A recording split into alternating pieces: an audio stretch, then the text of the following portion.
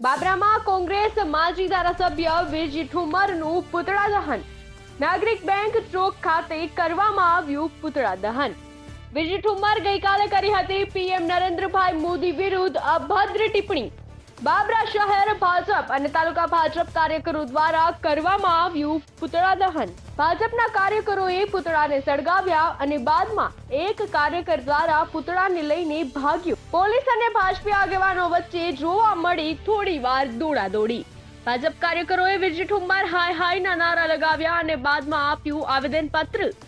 દેશના યશસ્વી અને વિશ્વના સૌથી લોકપ્રિય પ્રધાનમંત્રી એવા માનનીય શ્રી નરેન્દ્રભાઈ મોદી, જેઓ ભારતના 130 કરોડ પ્રજાના હૃદયમાં બિરાજે, આ દેશની ગરીબી દૂર કરવા, ભ્રષ્ટાચાર મિટાવવા, ખેડૂત હોય, મહિલાઓ હોય, યુવાન હોય, દલિત હોય, શોષિત હોય, વંચિત હોય કે આદિવાસી, એમના ઉત્થાન માટે રાત દિવસ જેવો પ્રયત્ન કરે, એમના માટે અમરેલીના પૂર્વ સાંસદ અને લાઠી બાબરાના પૂર્વ ધારાસભ્ય, કોંગ્રેસના સિનિયર લીડર એવા ભાઈ શ્રી વીરજીભાઈ ઠુમરે જે રીતના અપમાનજનક ભાષા વાપરી, જે રીતના નરેન્દ્રભાઈ મોદી વિશે ગાળો બોલ્યા છે, જે રીતના નિમ્ન કક્ષાની ભાષા તેમણે વાપરી છે, સમગ્ર અમરેલી જિલ્લો, બાબરા તાલુકો, બાબરા શહેર એની અંદર રોષની લાગણી પ્રવર્તે છે. આ વીરજીભાઈ ઠુમર વિરુદ્ધ પોલીસ ફરિયાદ દાખલ કરી એમની વિરુદ્ધ કાયદાકીય પગલાં લેવા જોઈએ. કોંગ્રેસ પાર્ટીએ પણ દેશની પ્રધાનમંત્રીની ગરિમાને જાખપ લાગે તેવું કામ જે વીરજી ઠુમરે કર્યું છે તેમની વિરુદ્ધ પગલાં લેવા જોઈએ.